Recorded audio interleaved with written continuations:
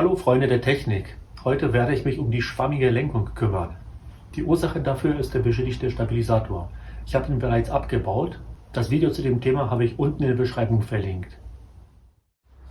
Der Stabilisator ist sehr stark beschädigt, beide Halter waren abgerissen und die Gummilager komplett ruiniert. Aus dem Grund werde ich eine Instandsetzung an dem Stabilisator durchführen. Ich habe ihn bereits ausgebaut. Wie der Ausbau abgelaufen ist, kannst du dir unten in der Videobeschreibung anschauen. Dort habe ich ein Video verlinkt. Im ersten Schritt werde ich alles abbauen. Anschließend werde ich mich mit dem Entrosten beschäftigen.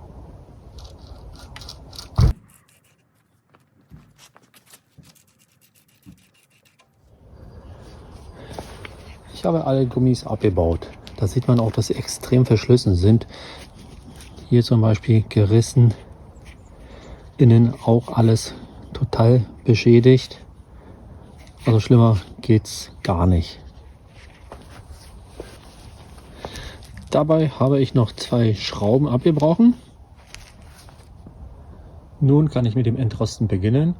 Dafür werde ich die CST-Scheibe verwenden.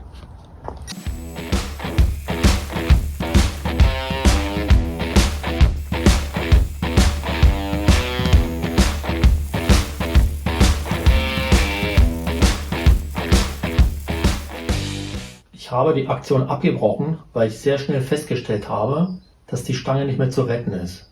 Die Korrosion hat einen sehr starken Schaden verursacht, und zwar an der Stelle. Hier sitzt das Gummilager. Das führt dazu, dass das Teil nicht mehr zu gebrauchen ist. Der Durchmesser müsste an den 3 Stellen, sprich hier, vor dem Lager und hinter dem Lager, gleich sein. Es sieht aktuell so aus, dass ich hier 22,5 mm habe. Hinter dem Lager sind es 27,5 und vor dem Lager sind es auch 27,5. Das heißt, aktuell gibt es eine Differenz von 5 mm, also das geht gar nicht. Aus dem Grund ist das Teil jetzt schrottreif. Das heißt, ich mache jetzt kurze Unterbrechung, besorge mir neue Teile und dann geht es gleich weiter. Ja, jetzt einen Tag später bin ich wieder zurück. Habe gestern die Teile bestellt. Alle sind lieferbar. Also Glück gehabt. Und so sieht der Drehstab aus. Das war der kritische Bereich. Hier, wie ihr sagt, der Durchmesser konstant. Ich brauche noch eine kurze Messung, damit man das vergleichen kann. Zack. 28 mm. Das heißt, auch in dem restlichen Bereich war das alte Teil auch schon verschlissen.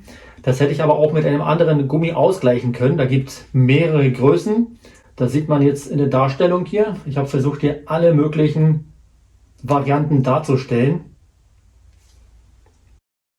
Aber wie gesagt, dadurch, dass der Gummilagersitz so stark verschlissen war, konnte man da gar nichts machen. Bei der Gelegenheit habe ich noch ein paar andere Sachen gekauft. Und zwar die Gummilager, die großen und kleinen, ne, andersrum, groß und klein. Und da habe ich auch noch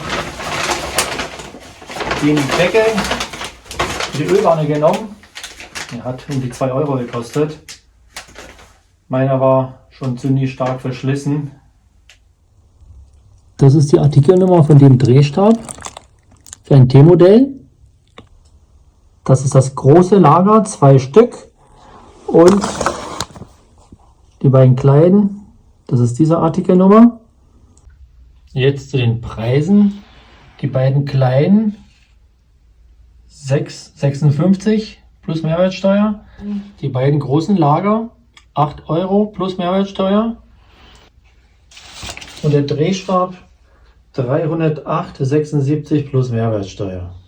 So.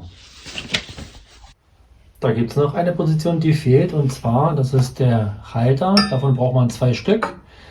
Habe ich auch neu gekauft, weil die beiden alten sind gebrochen. Das ist übrig geblieben. Und da habe ich mich aber für die Teile von Meile entschieden. Und zwar Meile HD. Aus folgendem Grund. Originalteil 2,5 mm. Meile HD, verstärkte Variante 3 mm. Dazu muss man auch sagen, dass die Teile ganz anders dimensioniert sind. Da sieht man das. Das alte Teil ist viel schmaler. Die sind hier breiter. Also nicht nur stärker, sondern auch breiter. Dadurch, dass die beiden gebrochen waren, bin ich da ein bisschen überempfindlich und habe mich dann praktisch für die schwerste oder für die stärkste Variante entschieden. Habe pro Stück, glaube, knapp 12 Euro bezahlt. Sind also tick günstiger als die Originalteile von Mercedes. Preislich ist es also beherrschbar. Das Einzige, was ein bisschen weh tut, ist der Drehstab, den ich eigentlich nicht geplant habe zu ersetzen. Ja, da muss man halt in den sauren Apfel beißen. So ist es halt. Jetzt habe ich aber Teile in Top-Qualität ohne jegliche Kompromisse. Und das wird man auf jeden Fall beim Fahren merken. Hier der Vergleich, alt und neu. Bei dem alten sieht man den katastrophalen Verschleiß und neu sieht so aus. Das ist der konstante Durchmesser über die gesamte Länge in dem hinteren Bereich. So. Vorne sieht es anders aus. Da haben wir praktisch eine Verkleinerung in dem Bereich, da wo das Lager sitzt. Bei dem alten Teil ist das alles noch vorhanden, aber es nutzt nichts, weil das hier, das ist ganz, ganz schlimm. Und jetzt kann ich alles zusammenbauen. Ich werde mit dem großen Lager beginnen. Wichtig, im trockenen Zustand montieren. Ansonsten kann man die Teflon-Beschichtung beschädigen. Sie verträgt halt kein Öl und Fett. Wenn es ganz schwer geht, kann man eventuell mit Seife arbeiten. Aber das müsste funktionieren. So.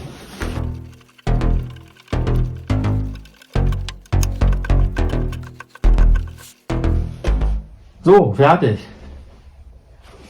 Ja, war schon ein bisschen schwierig, aber es hat funktioniert und zwar im trockenen Zustand. Und jetzt ist das kleine Gummilager dran. So, fertig. Übrigens, das Spiel ist normal. Das ist aufgrund der Form der Stange eigentlich nicht anders möglich. Und wie geht's weiter? Jetzt wird der Halter befestigt. Und zwar so. Mit der Schale wird es festgeschraubt. Unten, so da unten und hier oben. Ich mache das aber später. Ich werde erstmal die Schalen säubern, lackieren und anschließend alles mit neuen Schrauben befestigen. Das war also die Stabilisatorinstandsetzung. Ganz anders verlaufen, als ich das geplant habe. Aber jetzt unter dem Strich muss ich sagen, bin trotzdem zufrieden, habe jetzt neue Teile und werde das auf jeden Fall beim Fahren merken. Normalerweise ist es viel einfacher. Man muss nur die Gummilager austauschen, neue Schrauben, die ganzen Halter und die Stange, die sind so gut wie nie verschlissen, die müssen nur gereinigt werden.